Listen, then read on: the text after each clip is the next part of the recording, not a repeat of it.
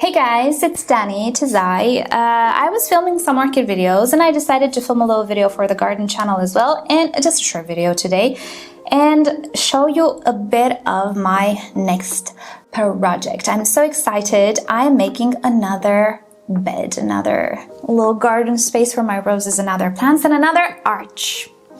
And I already did a Photoshop mock-up of it, which I can show you. It's not gonna look exactly like this, but like it gives you an idea. And yeah, I'm just gonna show you my next plan for, well, we're gonna start in September, I think, in creating the bed and everything. I'm gonna do it myself again. If my husband has some time to help me, that'd be great. But if not, you know, I'm dying to work in the garden again. It's so hot right now. I can't work in the garden, but I'm dying for that physical effort type of tiredness, you know? I don't like to be tired mentally, but I like to be tired physically, because it's like, I was productive today, time to sleep. And I sleep. Right. By the way, I have an orchid with me today. She's my companion. I decided to keep her. If you don't know, I have an orchid channel as well. Check it down below. It's called Miss Orchid Girl, hence why the name MOG, that's what it stands for. So yeah, if you're into orchids as well, check it down below. If you are already from the orchid channel, don't mind this. So let me show you. So the new bed that I want to make, it's kind of like a bit of a, it's not a, I don't know the difference between a border and a bed. It's kind of a narrower bed. It's not a whole big stuff, but I'll show you the picture that I came up with. So in the backyard, I have a whole lot of like fake grass, which who needs it? I don't need it. And I decided it would be so nice to have an arch, like an entry to the back garden, right? And I do like delimitations in my garden. I feel like this is not a very common word in English. It's a good common word in Romanian, but how do I say it in English?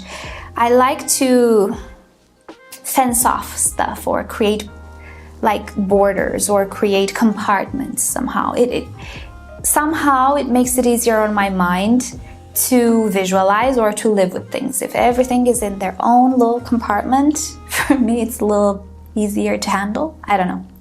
So I like to fence off stuff, but I don't like high fences. I absolutely adore tinier, shorter fences, kind of like picket fences, wood fences. I have no wood in my yard or in my house, nothing. And I thought, well, time to bring a bit of like the cottagey feel in the garden. So I already bought tiny little fences that I can install really, really easy. They just need a stain. I was talking to my husband and he was saying everything is kind of white, you know, in the backyard. Why don't we leave the fence like the color of the wood to bring some warmth and like a natural feel to things? And you know what? I totally agreed with him.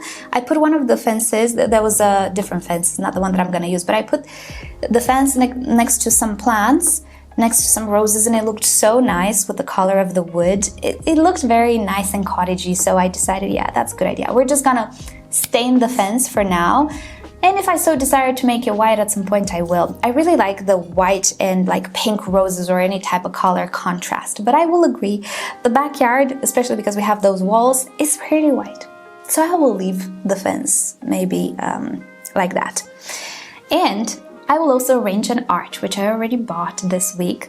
I want to have an arch like at the entrance in the little garden, and on the arch I want to put Gertrude Jekyll. I told you in a previous video that I really want that rose, but I don't know where to put it, to display it properly. I don't have really a space for climbing roses. I will create probably in the future, but for now I don't really have a space where I know I want to keep them, you know? So I didn't know what to do with her, so I created a little space for her. And I absolutely love arches. The arch will be the wonderful gateway to heaven. That sounded weird. The wonderful entrance to my yard, and then you have the picket fence with the roses peeking from behind the fence. So, as you can see in the little mock-up that I made, there are roses behind the fence, and I absolutely love their flowers just hanging, sometimes even drooping over the little fence. I think that is so charming. So I chose a whole bunch of roses that I already ordered. I already placed the order. That are a little bit smaller. They don't grow very large. I hope they will stay small. I did research, and from what I see, they will not grow more, at best 1 meter. Usually they will stay at 60-70 centimeters. They're more of a short type of a rose. we'll see. I hope everybody will get to stay there. If not, I'm gonna move them around. I want to have shorter roses there because I want to see what's going on behind the fence. And in the back, I do have my taller roses, and I will also have some standard tree roses there. I will move some of the vegetation that I have in the back as well. There's a lot of moving around going on this autumn. But anyway, let me give you a bit of an idea of the roses. I actually have. Maybe I'll show you this as well.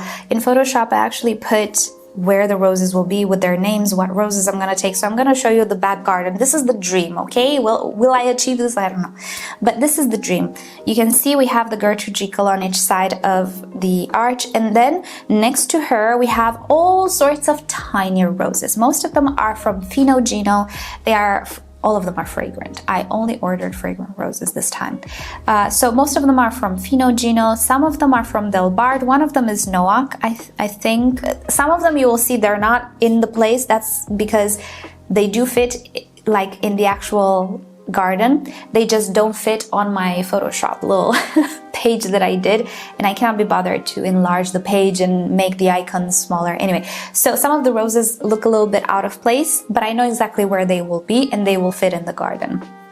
But anyway, on two sides, I have two roses that tend to nod. It's the Pierre Paul Rubens on one side and the Emperor Charles IV on the other side. These two roses look very similar in the sense that they're cupped and they're also a little nodding, and they're a little bit taller, I think, than the rest. So on each of the sides, we're gonna have the drooping a little bit taller roses. And then throughout the fence, theoretically, all of these roses should stay kind of tiny. So all of the Aroma collection from Fino Gino, almost all of it, I think I have. I want to try it out. Adore Aroma, Unique Aroma, Pure Aroma, Anistar Aroma, Natural, Andre Rio, which is another aroma in the Aroma collection, but it has a different name, and also some Del Bar, and as I was saying, Noack, I think. I reached the conclusion after this year, so happy with all of my fragrant roses, not so happy with the ones that are not fragrant. I look forward to the fragrance so much that, with the limited space I have, I want fragrant roses. They don't necessarily have to be the most powerful, but they have just a beautiful aroma. I love to smell those roses. Like some of you might know, fragrance for me impacts my life so much and makes me feel so good, it's crazy. So I want fragrant roses. Fragrance will definitely be a big deal in my garden. I have plumerias as well. So yeah, all of the roses that I kept here are fragrant, and if they're not, or they have very mild fragrance, there is something else that is amazing about them. So I was very, very picky with the roses that I got, for them to be smaller in size, not like 2 meters high, like Golden Celebration, but stay rather small, more compact, maybe even have smaller blooms, I don't care, but be fragrant. Color for me I discovered is not such a big thing, because I tend to love all of the colors, the red ones as well, the purpley. I wasn't expecting to love purple roses, but I do.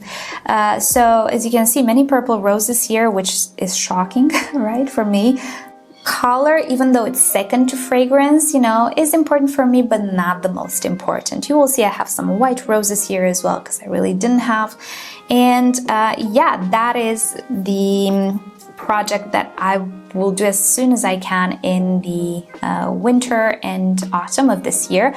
I will make a video, I will take you along, I will try, definitely I'm not gonna make it in one day, but I will film it and maybe put it out when it's done and ready, or I'll make it in 2 parts.